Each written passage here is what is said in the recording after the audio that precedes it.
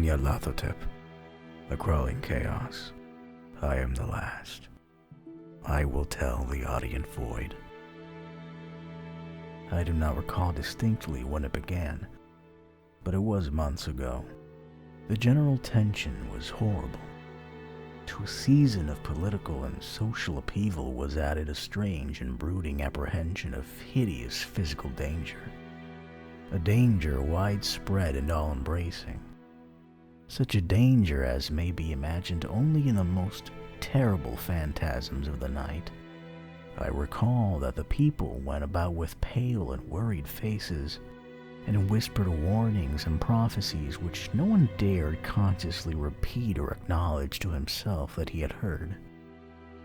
A sense of monstrous guilt was upon the land, and out of the abysses between the stars swept chill currents that made men shiver in dark and lonely places.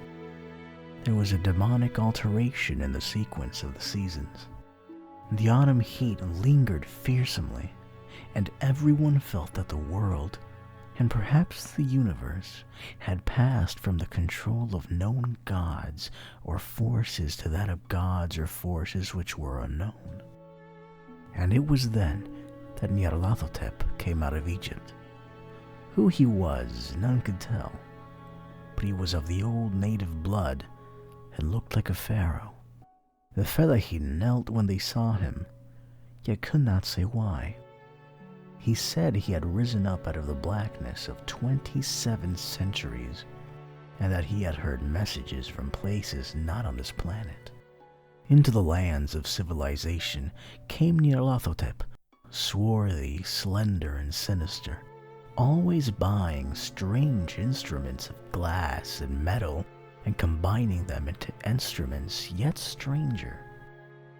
He spoke much of the sciences, of electricity and psychology, and gave exhibitions of power which sent his spectators away speechless, yet which swelled his fame to exceeding magnitude.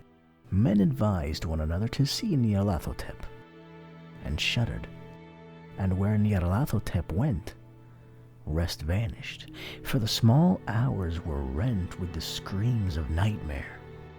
Never before had the screams of nightmare been such a public problem. Now the wise men almost wished they could forbid sleep in the small hours, that the shrieks of cities might less horribly disturb the pale, pitying moon as it glimmered on green waters, gliding under bridges, and old steeples crumbling against the sickly sky. I remember when Nyarlathotep came to my city, the great, the old, the terrible city of unnumbered crimes. My friend had told me of him, and of the impelling fascination and allurement of his revelations, and I burned with eagerness to explore his uttermost mysteries. My friend said they were horrible and impressive beyond my most fevered imaginations.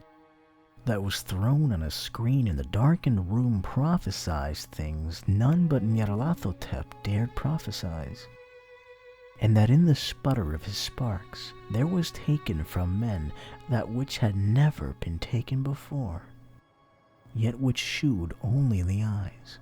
And I heard it hinted abroad that those who knew Nyarlathotep looked on sights which others saw not. It was in the hot autumn that I went through the night with the restless crowds to see Nyarlathotep.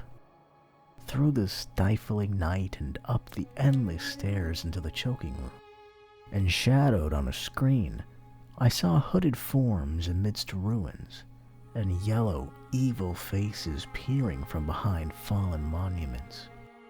And I saw the world battling against blackness, against the waves of destruction from ultimate space, whirling, churning, struggling around the dimming, cooling sun. Then the sparks played amazingly around the heads of the spectators, and hair stood up on end whilst shadows more grotesque than I can tell came out and squatted on the heads. And when I, who was colder and more scientific than the rest, mumbled a trembling protest about imposture and static electricity, Nyarlathotep drove us all out, down the dizzy stairs into the damp, hot, deserted midnight streets. I screamed aloud that I was not afraid, that I could never be afraid, and others screamed with me for solace. We swore to one another that the city was exactly the same and still alive. And when the electric lights began to fade, we cursed the company over and over again and laughed at the queer faces we made. I believe we felt something coming down from the greenish moon, for when we began to depend on its light, we drifted into curious involuntary formations and seemed to know our destinations, though we dared not think of them.